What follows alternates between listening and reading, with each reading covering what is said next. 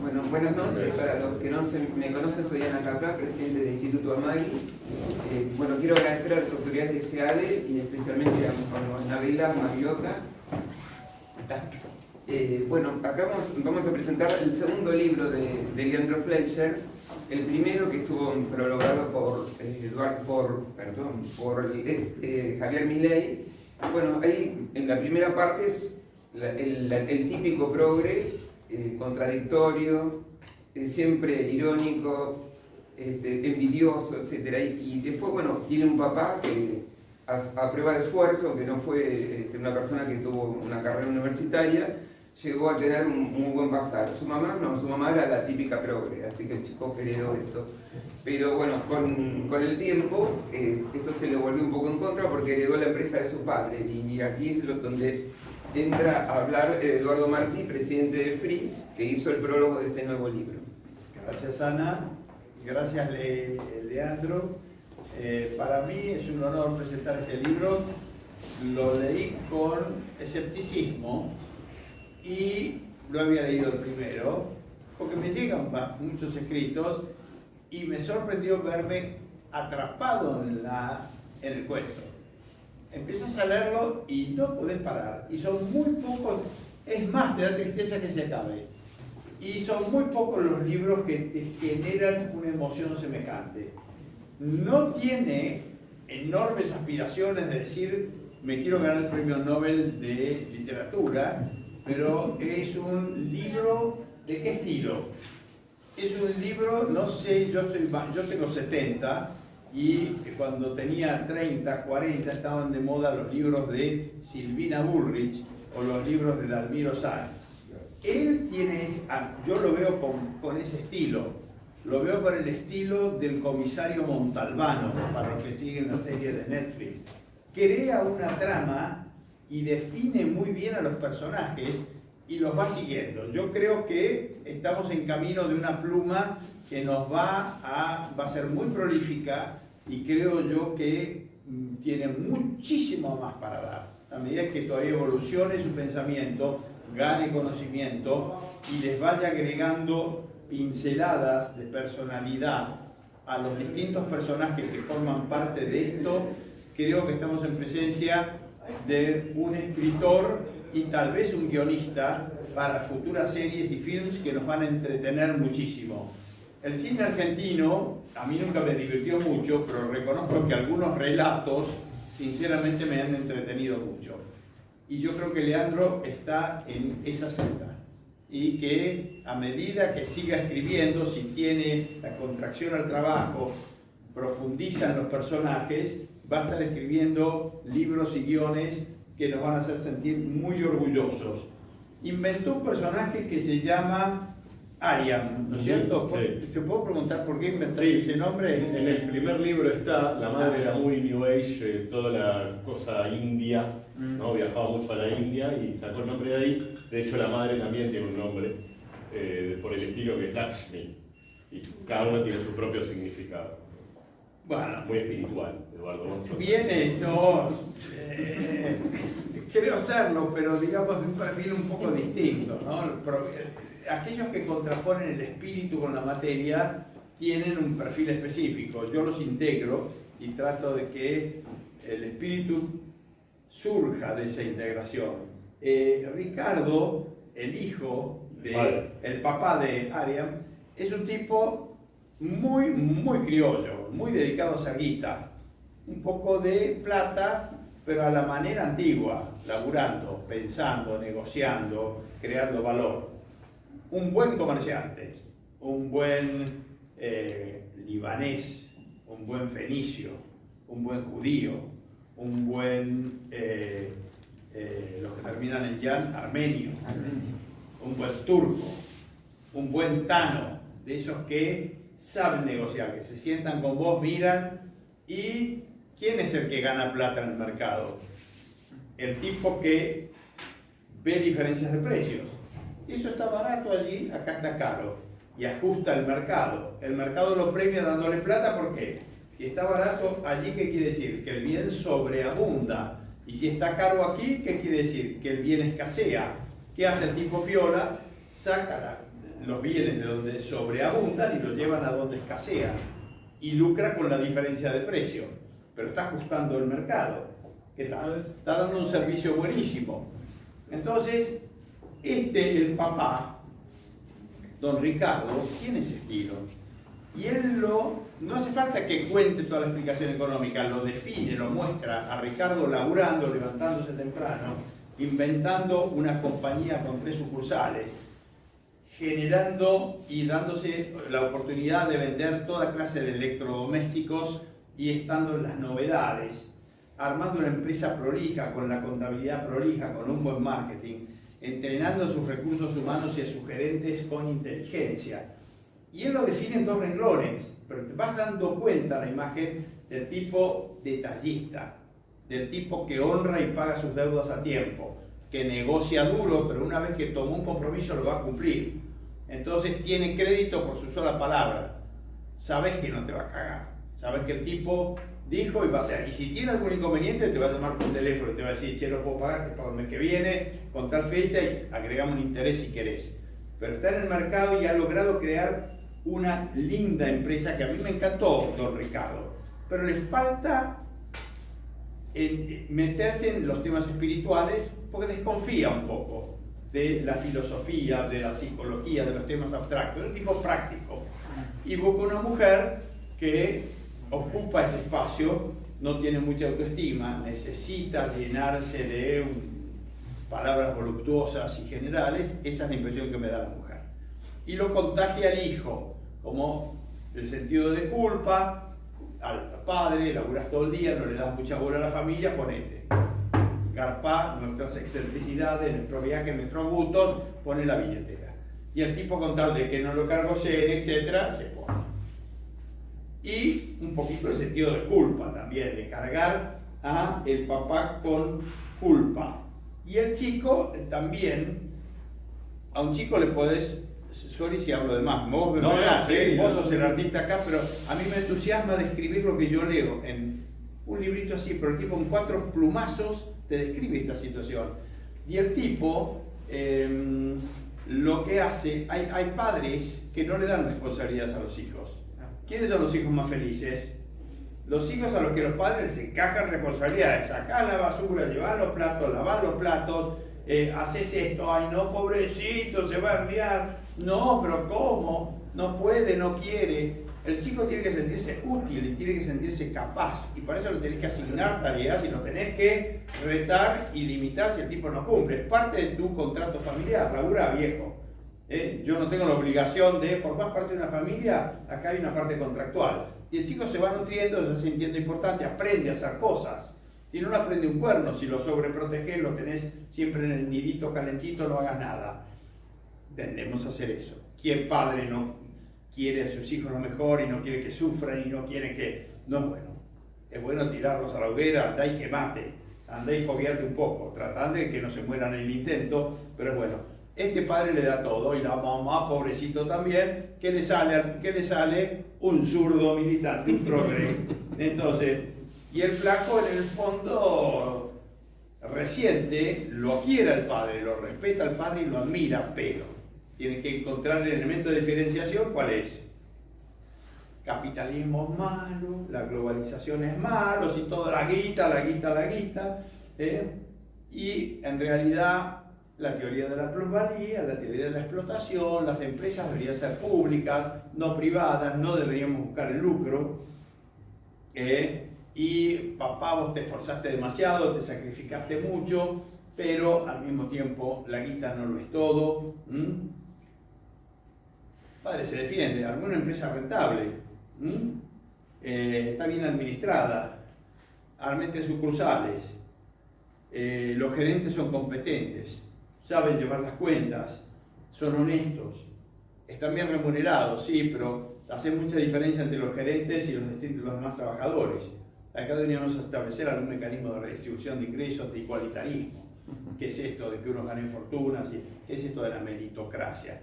Estos por ahí saben un poco más y se desempeñan mejor porque tuvieron la suerte de estar en un hogar más justo, lo que fuera, pero no es consecuencia de ese carácter. exceso de amor, sobreprotección, pero don Ariam, autoestima, que te la tenés que ganar con toma de decisiones y acertando, 0 al as. Responsabilidad, 0 al as, se levanta a cualquier hora, su higiene es dudosa, no toma control de su propio cuerpo. Productividad, 0 al as. Metas y propósitos, cuando le preguntaban a Ayn Rand, describa usted una persona inmoral. La persona más inmoral es a man without a purpose, un hombre sin un propósito. Ese es el ejemplo de inmoralidad. Y él lo muestra. Es decir, si quedas sin propósitos, entras en una espiral regresiva que querés quemar el mundo. Querés que, en una espiral nihilista, querés que todo desaparezca. Entretenimientos superfluos, Maximito con los juegos electrónicos y entonces se ve la evolución. El papi se retira y le dice, me tienen cansado, me llevo 5 palos, vivo de renta, toma viejo, aplica tus teorías, te dejo la empresa, con un doble propósito, show me que de qué sos capaz, a ver qué es el papi, toma la empresa, no me jodas, yo me voy con la patrona a disfrutar de mis palitos, me voy a viajar por el mundo, voy a escuchar mi música, me voy a la playa, me voy a pasear a París, te haces cargo de la empresa. Pero por supuesto, papá. Y ahí enfrenta al mundo. Y enfrenta al mundo con honestidad intelectual, porque realmente cree que las teorías que él aprendió en su militancia política las puede aplicar. Y ahí es donde este hombre, con una maestría sencilla, sin un vocabulario fácil de leer, muy divertido, vas viendo paso por paso lo que ocurre y lo podés ver, estás ahí. Estás en la fábrica, estás en los diálogos con los gerentes, estás en los diálogos con los clientes, estás en el diálogo con su novia y vos ves la reacción ante la realidad. Ya no hay un colchón entre él y la realidad, papá. Ahora está él y la realidad y a raíz de eso empiezan a verse las consecuencias. Y realmente con un espíritu benevolente está la descripción, porque no termina en suicidio. Hay un happy end, me encanta, pero es un end justiciero, de los que a mí me gustan. Es decir, la justicia triunfa, lo correcto triunfa, lo que permite enderezar el camino y tener perspectivas. No es un final que te amarga, es un final de decir, hicimos todo como el cul, caímos en plena decadencia, estamos en el fondo del mar, ok, ¿cómo arrancamos de nuevo? Y lo deja planteado, es un poco el ejemplo de lo que podemos hacer en nuestro país. Primer país del mundo, 117, ahora no sé por dónde andamos, en el fondo del mar, ok, hemos sido unas bestias, hemos hecho todo mal, equivocamos todos los valores, estamos en el fondo del mar, no es hora que empecemos a pensar, estamos en primera D, empezamos a jugar el campeonato y tratamos de ordenar el equipo a ver si logramos el primer ascenso. A mí me dejó esa sensación. Así que lo disfruté muchísimo y sinceramente I can't wait to see his next work.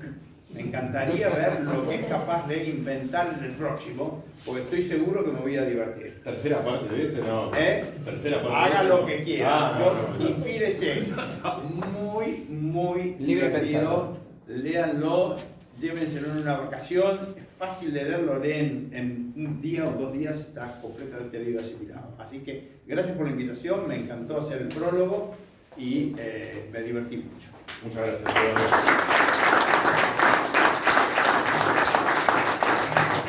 Bueno, gracias Seade, gracias Tuamay, gracias Eduardo. El prólogo también es muy bueno, el prólogo, bueno, lo que acabo de decir también, yo la verdad me quiero ir ya. ¿Qué más agregar? Pero bueno, me acuerdo cómo empecé a escribir este libro. Primero había escrito el primero, Relato de un Progre, prologado por Milei, hace, ahora no me da ni bola, 2017. Fue en el 2017, sí. Y bueno, ¿quién fue? Cari, creo que empezó a decirme, Walter también, empezó a decir, hacete la segunda parte, necesitamos una segunda parte, y digo, ¿qué carajo puedo agregar? Porque el primero son más que nada las contradicciones, y la segunda parte digo, ¿qué voy a escribir? Se me ocurrió decir esto, lo que dijo él. Todo lo que yo opino lo aplico en una empresa. Todo lo que yo digo que en un país, en un estado puede funcionar, lo aplico en la empresa. ¿Y por qué se me ocurrió? Digo, bueno, una empresa, uno no tiene una máquina para hacer plata. Tiene un presupuesto limitado. Y todo se ve, todo se entiende a la perfección. En un estado uno puede endeudarse, puede echarle la culpa a otros empresarios, a los empresarios en general, o a algún país extranjero, o emitir y patear la pelota para adelante, o la pandemia, la sequía y Ucrania. Entonces, en una empresa eso no puede pasar, no se puede disimular de ninguna manera. Entonces, bueno, vamos a aplicarlo, pero a fondo, y no me importa nada. O sea, no me importa ni el presupuesto. Vamos con la inclusión. Vamos a incluir empleados, no importa por qué. No importa a qué se dedican, qué hacen, qué estudiaron. Nada. Vamos a ponerlo. ¿Por qué? Porque son de minorías oprimidas. Hay un contador. El papá se desentiende de la situación, como le explico, pero hay un contador que trata de, cada tanto, hacerlo entrar en razón. Al contador, que es el que trata de hacerlo entrar en razón, lo demoniza. Todo el tiempo es como que lo escucha, pero le entra por acá y sale por allá, ¿no?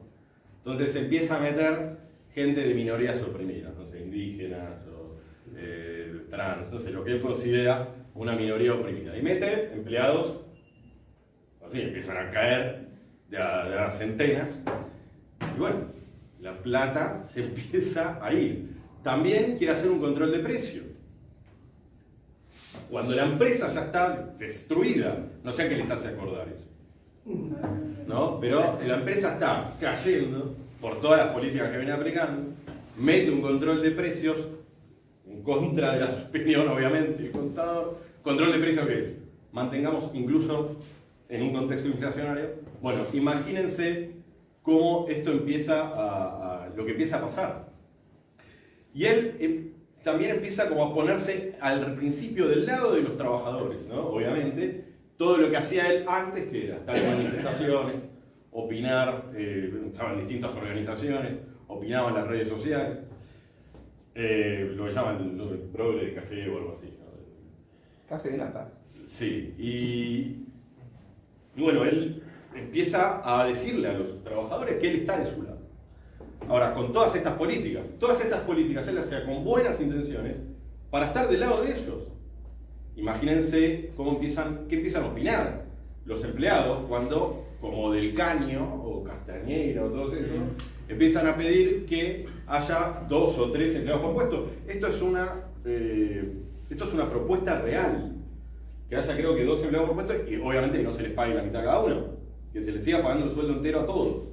Entonces imagínense lo que los otros empleados, él no puede hacer eso, financieramente no puede, entonces le dice, bueno, vamos a tratar de igualar los salarios en el mismo puesto, incluso puestos gerenciales. Bajamos a los gerentes y redistribuimos. Exactamente. ¿Por qué? Porque uno es trans o lo que sea. Entonces imagínense cómo empiezan los empleados a ponerse. Entonces él empieza a decir que está con los empleados, empieza a aplicar todas esas políticas, supuestamente son para ayudar a los trabajadores, y se termina poniendo a los trabajadores en contra, ¿no? Entonces, todo lo que él hacía antes, huelgas, o apoyaba huelgas, no le iba, porque él antes trabajaba con el padre. Entonces, todos se lo empiezan a hacer a él. Entonces él no entiende nada, está confundido, está frustrado, no entiende qué está pasando. No lo entiende, todo el mundo lo entiende, pero él no, porque tiene la cabeza comida. Y está todo el tiempo como queriéndose mostrar diferente al padre. Al padre, de entrada ya lo empieza como a criticar con algo de disimulo, ¿no? Pero está todo el tiempo como queriendo llevarle la contra. Y de alguna manera también poner a los empleados en contra del padre. Cuando él agarra la empresa, vamos a decir, acá la cosa va a cambiar. La meritocracia no va más, ahora ya no va a haber gente fría, ¿no? en el poder, digamos. Voy a estar yo, que voy a estar siempre del lado de los trabajadores. Ahora, empieza a tener responsabilidades que antes no tenía. Supuestamente sí, porque era el subdirector. Es el primer libro. Pero bueno, iba a manifestaciones, faltaba, no hacía nada y no aprovechó la oportunidad de aprender del padre.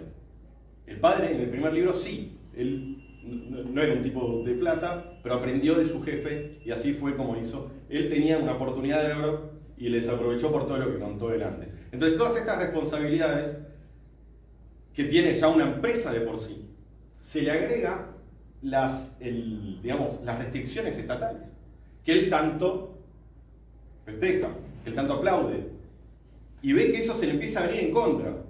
Y esto me hizo acordar, y le agradezco en parte a Brancatelli, porque me inspiré en él, En el supermercado. en esa parte, lo del supermercado. Él siempre, todos los días, en la televisión, en la radio, donde sea que aparezca, donde fuera que apareciera, él hablaba a favor de todo eso. Y de repente le tocó tener un supermercado y lidiar con todas esas regulaciones que él pedía y terminó cerrando y terminó exigiendo que pararan, ¿no? Que prácticamente, no sé si que se derogaran todas esas leyes, que no podía. Obviamente después él siguió pensando de la misma manera, o dice que siguió pensando de la misma manera, Hace como que... porque es como el negocio de él. Entonces, ahora, el tipo cada vez que tenía algún problema, ¿a quién recurría? ¿A quién recurría? ¿A la novia o a la madre? Al padre no se animaba a enfrentarlo, porque cada vez que tenía un problema le daba vergüenza la situación. La empresa era una empresa que estuvo décadas, y él la empieza a llevar en un tobogán en meses. Entonces, ese apoyo moral que le da la madre, que es lo que decía él, o que le da la novia, y que le da la razón en todo, ¿no? Los empleados son todos unos egoístas, el contador es una basura, todos menos yo, ¿no? También no sé a quién me hace acordar. Todos menos yo. Bueno, él ni siquiera se animaba a hablar con el padre. Y la madre y la novia le tiraban más leña al fuego. Eso es lo que genera este tipo de gente y este tipo de educación. Entonces, eso es lo que yo creo que, por un lado, tiene que cambiar. Y el padre, tanto en el primer libro como en este, se lamenta de no haberle enseñado a su hijo en su momento lo que él decía. No solamente a hacerse cargo de sus propias cagadas, sino finanzas. ¿Qué es el dinero? ¿Para qué sirve? ¿Cómo se gana? Él no tenía absolutamente nada de eso. Vivía pelotudeando en la universidad, repartiendo volantes, y yendo a manifestaciones, pero nunca se encargó de producir nada. Entonces, esa es una buena enseñanza que nos deja Ricardo, que Ricardo, lo más interesante es que aparece poco en el libro. Es interesante que haya aparecido poco en el libro y vos lo hayas mencionado varias veces. Porque Ricardo realmente aparece poco y cuando aparece dice 2 o 3 cosas. Casi no aparece, el que más aparece obviamente es él, pero es interesante que vos, el que más te haya llamado la atención, fuera él, fuera Es que se Ricardo. ve real es Ricardo. Sí, él es el que, digamos, al fin de cuentas, bueno, en el final uno se da... Incluso tremendamente benevolente al final con su hijo. Es benevolente, pero es justo también. Sí. Es benevolente, pero es justo también. Y bueno, eso es... Lo que yo quería mostrar es eso, es como un país como Argentina se puede venir a pique tan rápido, ¿no? Y lo difícil que es para la gente verlo, entender por qué. En una empresa eso no puede pasar, y yo estoy seguro que en el libro las políticas que se aplicaron en Argentina son las que explica este pibe acá. pide préstamos al banco todo el tiempo, ¿no? O sea, el banco ya no le quiere dar. Y obviamente ya no sabía de dónde sacar plata. Entonces decís, el pibe está muerto, la empresa está muerta y pide un préstamo. Y le pide un préstamo. Entonces es realmente un linchera pidiendo un préstamo para viajar a Miami. Se faltó la parte de que cuando lo trata de llamar a Vudú y le dice, che, ¿por qué no ponemos una imprenta? Así que bueno, nada. Eso es lo que quise mostrar con el libro. Ahora estamos como viviendo en una época donde todo el mundo está hablando de que se gira a la derecha. Hay que tener cuidado.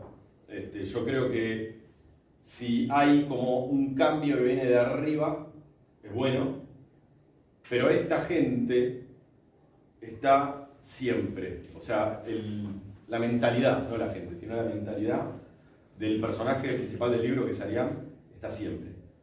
Y puede hoy haber un voto bronca o lo que sea,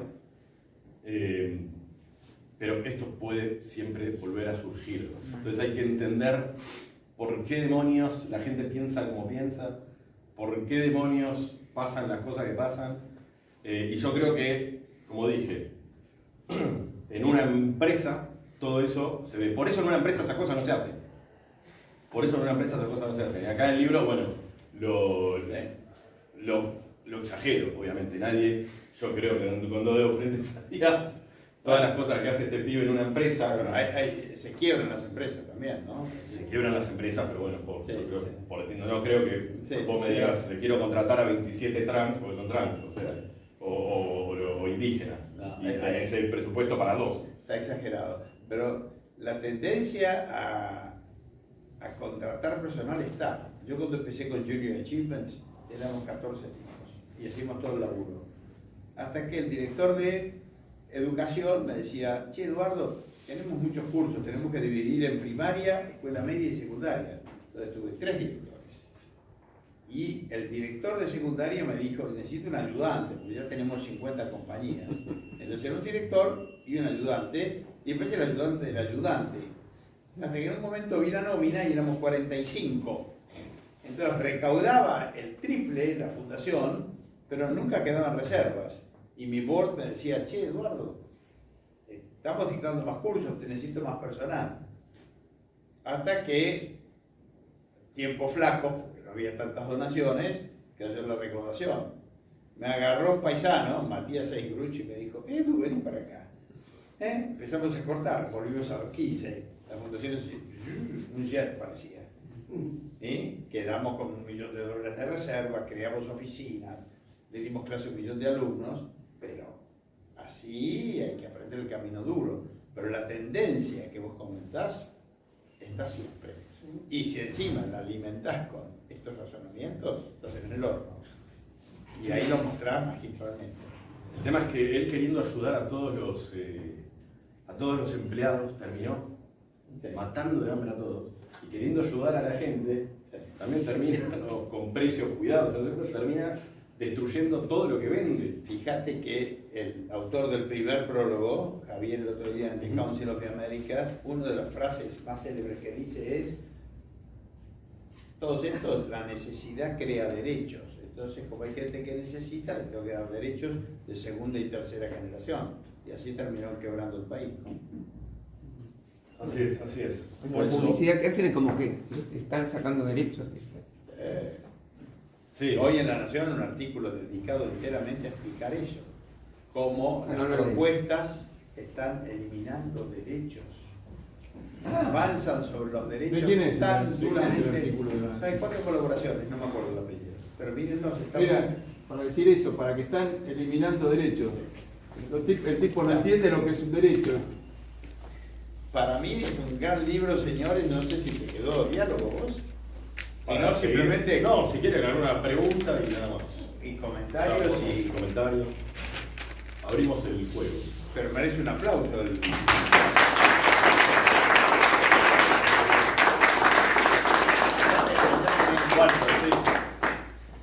Quería saber el tercero cuando.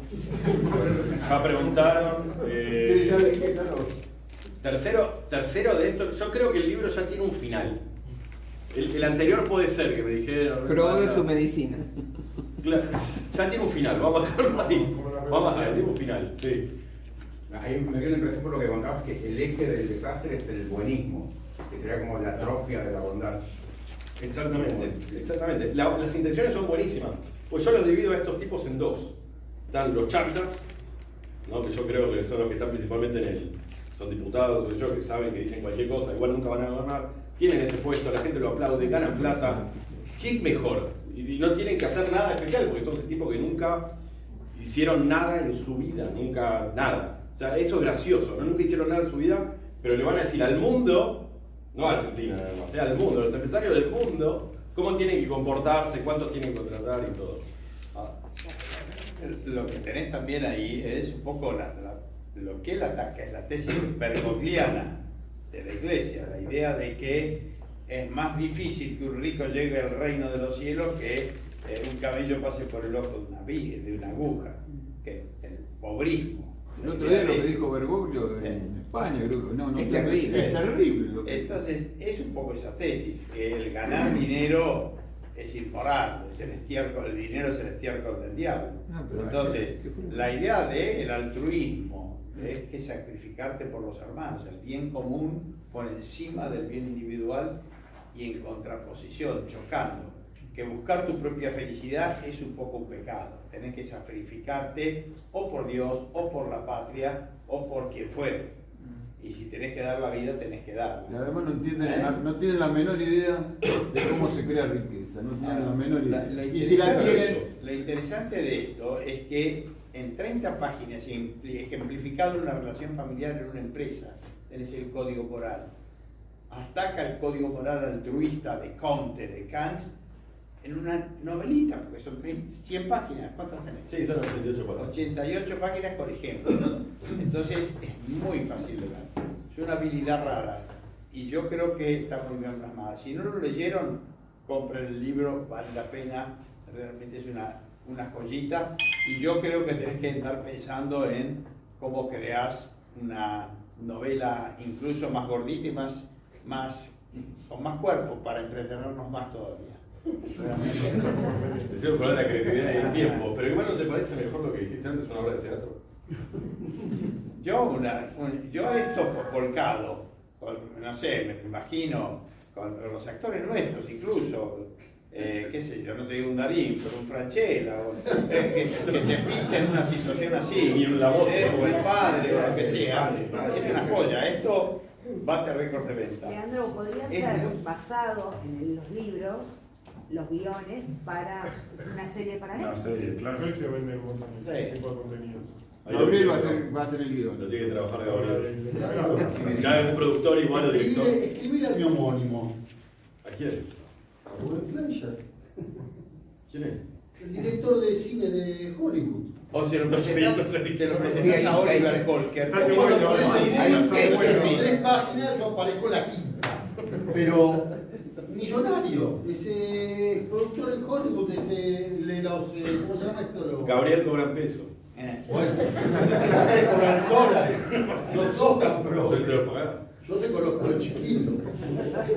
No, pero el buenismo es una buena, es verdad. Es buena. Es verdad porque es la buena intención que tienen. Está a lo largo de todo el libro, realmente de corazón los quiere ayudar.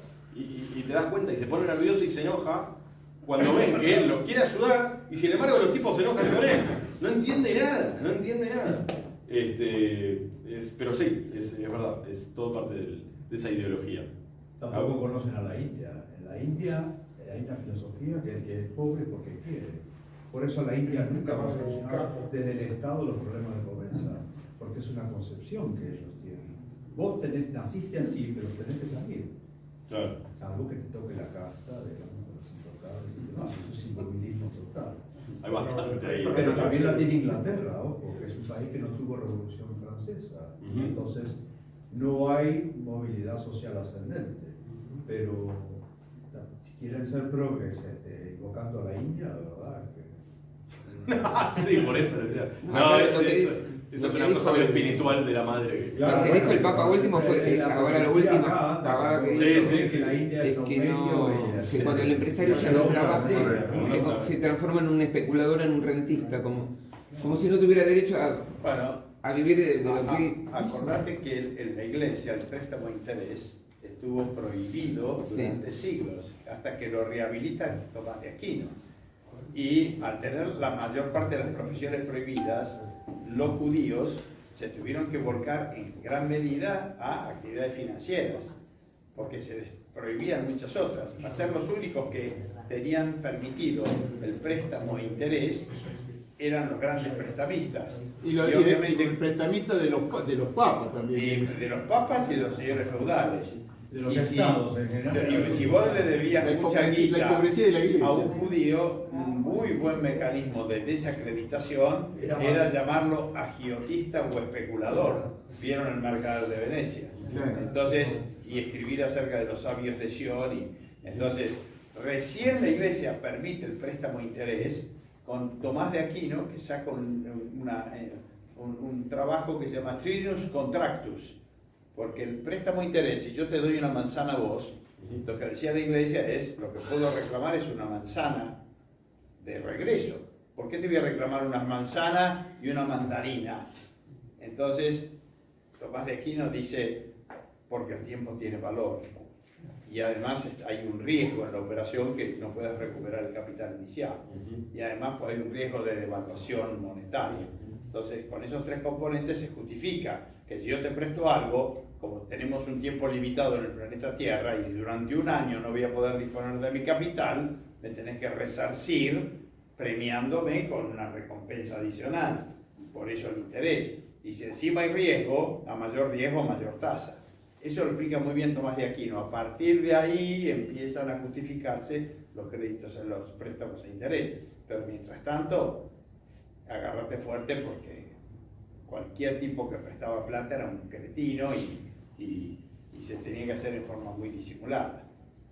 Hasta que los señores feudales y los reyes inventan el papel moneda, ¿no? Pero también aparece el concepto de usura. Claro. ¿Bien? El Que ahí concepto de aparece usura. el concepto de usura. Te permito la tasa de interés, pero la tasa de interés que yo digo. Claro. Y eso también la escolástica tardía también.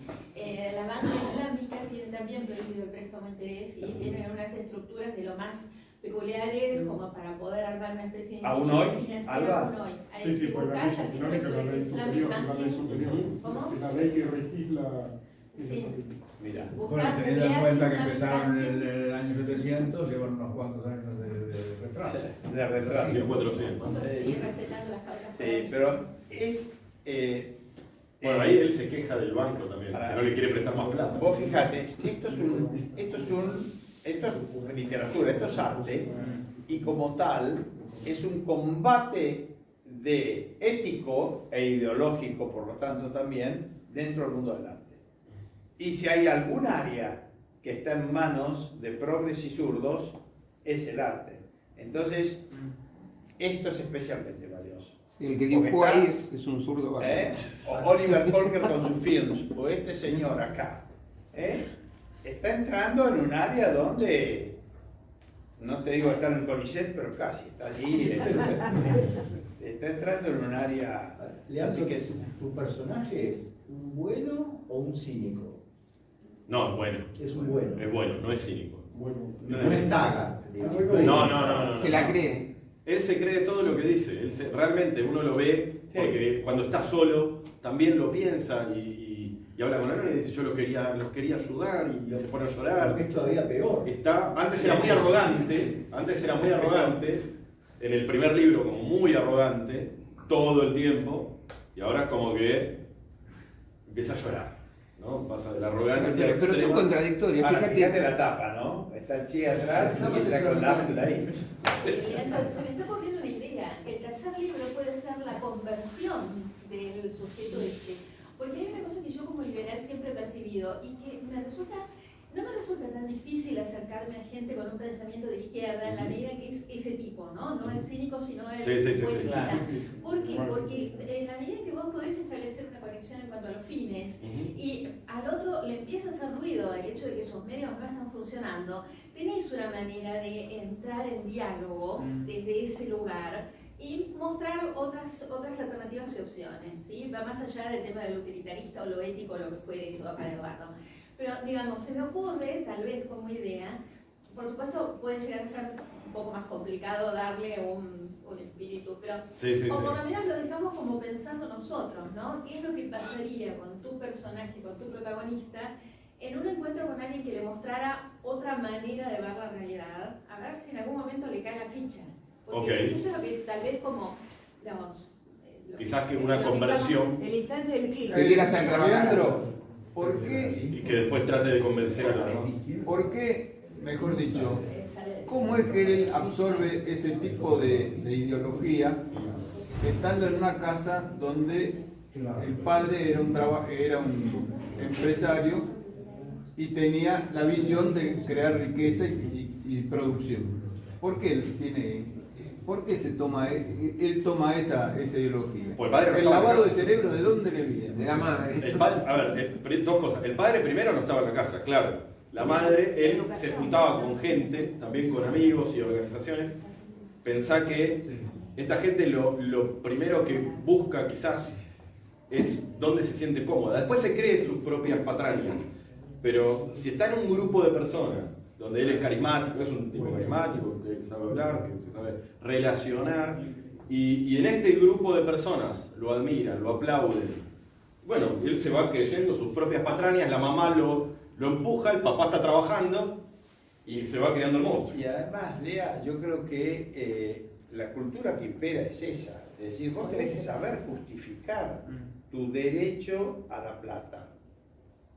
Es decir, ¿te acordás del discurso del dinero de Francisco de Asconia? Sí. El tipo que no sabe y se justifica y se siente culpable en el fondo o no sabe explicar el derecho a su propio dinero, atrae como un cebo a otros animales depredadores que se van a acercar a limpiarte de la culpa. Entonces, el padre sabía hacer plata, pero no sabía justificar. Eso, y tomar la rebelión de eso es lo que Atlas. pasó en Argentina. Hank Rearden, el productor de cobre, tiene una mujer que continuamente le hace cargo. Estás dedicado a hacer guita, estás dedicado y qué sé yo. Y el tipo, para que no hinche, le da plata, le mantiene al hermano que es un zángano. En Hank Rearden, en la rebelión de Atlas. Entonces lo mantiene, le reparte plata, pero en el fondo el derecho moral que él tiene a su propio dinero, el dinero es un símbolo de tu capacidad de servir al mercado, ¿cierto? Entonces, sí, ¿quién es el héroe? Le hace una pregunta randa en una conversación, le dicen, ¿quién es el mayor héroe social? A ella no le gustaba la palabra social. Ella dice, si yo tuviera que encontrar alguno, es el empresario, no el inventor. El inventor inventa, pero el que lleva los inventos al mercado y que nos da todos los servicios y comodidad que a nuestro alrededor, es el empresario, que encuentra una oportunidad y abastece a la gente. Es el tipo que todos deberíamos adorar y es el más atacado. Ese pobre padre que descubre la oportunidad comercial de poner en una ciudad los electrodomésticos a tu alcance y en cuotas para que mejores tu calidad de vida, en el fondo es el pérfido capitalista que busca el lucro y que en el fondo no le importan los demás, es el cretino. Entonces el hijo un poco juega ese rol. En una empresa terminan respetándolo más a él que al hijo, que era el que supuestamente los quería ayudar. El otro quería que trabajaran, pagarle y sacarlo. Chao, nos vemos mañana. Y terminan los tipos más agradecidos, digamos, con el padre que con el hijo, que supuestamente era el más cálido. Pero es culpa del padre, ¿no? Yo creo que sería muy piola que armaras un grupo donde cualquiera que compre y lea el libro te pueda mandar un par de comentarios. Y en base a eso va juntando y recopilando información para el tercero. Y cómo armarlo, ¿no? Y cómo lo que dice Alba, tal vez, cómo das vuelta y el tipo se convierte en un luchador por la libertad. Hay gente así igual. Pero en ese caso el libro no sería gracioso. Lo gracioso es todo el desastre que se va armando. Pero cuando la cosa se pone en serio, Si se pone en serio, ya no puedo escribir nada. No, hay que encontrarle la vuelta, ¿no? Combate va a haber siempre. Tenés que buscar otros enemigos Sí, por sí. ahí, ¿no? No, Claro. Lo a estoy mí pensando me causa muchos gracia, días, por ejemplo. Allá al fondo hay. Tengo dos preguntas. La primera, después de lo que fue tu elección para el prólogo del primer libro, imagino que habrá sido todo un tema a quién ibas a elegir para que escriba el prólogo del segundo. Sí. Entonces, primero te quería preguntar si lo estás ya postulando como próximo a Eduardo. Y la segunda, para los dos, dado el momento en el que estamos, ¿cómo se imaginan un posible gobierno liberal en el país en el que estamos? Bueno, porque, a ver, primero, o sea, ¿por qué si lo postulo a él decís? No, yo lo voto. ¿Por qué lo elegí? Porque yo lo sigo a él desde hace mucho tiempo y creo que es uno de los pocos que nunca me defraudó. Puedo estar o no de acuerdo con algunas cosas. De hecho, me dijo que con el primer libro algunas cosas no estaba de acuerdo, porque me sabrá decir qué. Pero nunca me defraudó. Yo he visto mucha, no sé, como, no política en el sentido de estar en la política, sino con gente que empieza como a cambiar de opinión para acomodarse. Y él nunca lo hizo. Entonces mantuvo siempre esa seriedad y esas ideas firmes, nunca las cambió, por más que esté de acuerdo o no. Más allá de, obviamente, con la mayoría estoy de acuerdo, porque Del Caña también mantiene se mantiene firme en lo suyo. Pero bueno, entonces por eso lo elegí a él. Presidente quizás en 4 o 8 años. Demasiado viejo ya. Llegué tarde. Mirá lo atrás. ¿Y cuál es la otra pregunta? No, yo quería hacer un gobierno liberal? Yo creo que yo soy pesimista, en el sentido de que creo que hay muy buenas intenciones y me gustan las propuestas. Creo que no se las van a dejar hacer, sea por votación de los legisladores o los sindicalistas, por incendiar el país o por las dos cosas. Espero que me equivoque, digo, si yo me equivoco, voy a escribir un libro pidiendo perdón. Pero contento de haberme equivocado. Yo tengo 70 y no tuve ningún gobierno medianamente decente, excepto el turco, que más o menos puso un poco de estabilidad con sus actos de corrupción y con toda la carga peronista que arrastraba, que obviamente era nefasta, pero dentro de todo tuvo un poco de sentido común ahorita enroscaba la víbora, charlaba con él y era un encantador de serpientes y creó un clima de inversiones y de mediano progreso que fueron 10 años. Obviamente se le derrumbó porque le faltaba sustento también. Milei yo lo veo mucho más leído y lo veo más profundo. En poco tiempo pasó de econometrista a economista austríaco. Y desde el punto de vista moral, si escucharon el discurso del Council of the Americas, el tipo entiende la importancia de la moral para la suerte de una sociedad. Entonces el tipo dice, redistribución de ingresos, dice, la ves a Patricia Bullrich diciendo criticando la idea de donde hay una necesidad y un derecho y por qué eso está mal. La ven a Patricia Bullrich o a Larreta explicando por qué la justicia social es injusta o por qué está mal el ideal de igualdad de John Rawls o de George Sandel en Harvard, o por qué el posmodernismo alemán o francés habla macanas y es una reacción contra la modernidad. No entienden nada de eso, más allá que no saben sacar un valor actual neto o una tasa interna de retorno. Este loco sí sabe. Tiene el delirio de haber sido golpeado de chico por los padres. Tiene la sinceridad de confesar que ha hecho tríos en su vida sexual. Pero por otro lado irradia honestidad en esos planos. Su comportamiento es un poco chiflado, le falta el sentido de realidad, pero irradia esa locura que tal vez sea necesaria para barrer la casta. Y vos lo ves intencionado en querer abrir el comercio, en limpiar los sindicatos, en intentar bajar el gasto y ir con la motosierra. Obviamente van todos los políticos, después no se puede, ¿cómo vas a cerrar el Banco Central? ¿Cómo vas a dolarizar? A mí me gustaría que fuera el oro, yo sería mucho más extremo incluso. Eso no lo ves, pero el tipo, el sense of life, lo que irradia, y es un tipo difícil, se pelea con todo, conmigo mismo, O sea, te agarra por cualquier detalle y te zarandea. Pero a pesar de todo eso, yo lo defiendo. Y como es mi última oportunidad de tener un gobierno medianamente liberal, yo voy allí. Lo llamó a Krause para que arregle un poco el sistema educativo. Krause nos pide ayuda a todos los que estamos por ahí cerca. Estoy ayudando y colaborando en lo que puedo. Entonces yo apuesto a tratar de que entre, limpie un poco, ordene las finanzas, baje 20 puntos el gasto público, abra el comercio, reduzca de los 170 impuestos, deje 10 y desregule las 70.000 regulaciones que tenemos. Yo me esperanzo con que pueda. No va a poder, qué sé yo. Mira, déjame terminar con esto. Perdón. ¿Te acordás la película? ¿Viste la película de Tom Cruise? Es cuando el tipo está en un bar y se le acercan 5 tipos para pelear. Sí. ¿Te acordás de esa escena? ¿Y él qué le dice? Le dice, ¿estás seguro de lo que vas a hacer? Los voy a fajar. Y el otro le dice, pero somos 5 contra 1. No son 5 contra 1, son 3 contra 1. Porque primero lo fajo al líder.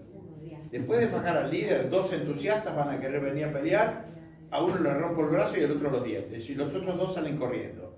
Yo tengo la esperanza de que con las reformas de Milei, con el carácter de endemoniado que tiene, se las ingerie para arrastrar con el populismo liberal a las masas sudorosas y que de alguna manera logre esos impactos iniciales a los Bukele, si quieren, y haga un desastre, pero tuerza un poco el rumbo. ¿Qué es lo peor que me pasa? Peor que Cristina. Lo sale a matar a Nisman y liquida a cualquier tipo que ande por allí. Asesinan gente, nos crean una inflación del 150%. Hubieran sido Maduro y Chávez, hubieran cerrado los medios de prensa, lo intentamos, le metimos 4 millones de personas en la calle, por eso nos tomaron la justicia, por eso nos tomaron la prensa, nos defendimos. Peor que esos, este chiflado, ¿qué es lo peor que puede hacer? Que lo tengan que echar. Ok, y nos divertimos dando el combate, por lo menos vamos a pelear. Me llamó la atención ayer un taxista. Peleamos un poco. Sí, ayer me llamó la atención un taxista súper votante de Milei, convencido, no así porque, por bronca, como dicen. Y me dijo, y si no lo dejan hacer, tenemos que salir todos a la calle. Ahí es donde tenemos que estar nosotros, me dijo el tipo. Y el tipo arrastra, qué sé yo. No, pero me llamó la atención sigue la hablando reacción con Conan, se llama el perro, y empieza con delirios místicos y qué sé yo. Si insiste por esa línea, puede hacer locura, Yo lo veo racional al tipo. Lo eligió Venegas Lynch, que es un conservador liberal, padre de este edificio, como mentor intelectual. Nos educó a todos nosotros, don Alberto el viejo y don Alberto hijo. Tenemos deuda de honor allí. Entonces, todo eso no deja de ser, ¿no es cierto? Yo estoy absolutamente de acuerdo con vos, no creo que lo pueda hacer. Creo que lo van a... Yo no voy a regar mi vida No, yo a pelear no, pero yo creo que yo le doy una chance, ¿eh? Yo le doy una chance. Yo también le doy una chance, pero no creo que... Te digo, si me equivoco voy a pedir perdón y decir, estaba equivocado. Muy feliz. Yo siempre quiero los happy ends. Yo tengo esperanza de que la cosa... Yo lo que pero es la última oportunidad, comparto un poco, eso comparto un poco con vos, Leandro, que no le veo capacidad ejecutiva. No, yo no dije que no tenga capacidad ejecutiva. Por más que tenga toda la capacidad ejecutiva, no. O sea, si vos sos el mejor jockey, si vos sos el mejor jockey, pero te vienen y te cagan a trompadas arriba del caballo, no puedes. Mucho entorno no es conveniente. No. Mucho entorno. No, eso sí, pero no importa. Nos metió en política. A ver, Ustedes decían recién, no sé cuál de los dos dijo que la gente vota medio por hartazgo, no tiene las ideas y vota porque... Parte del voto es eso. Vamos a buscar lo contrario, si por este camino vamos más, entonces eso nos pone en riesgo. ¿Sí? En el futuro, por alguna razón, pueden decir, vamos a votarlo. Si no entienden cuál es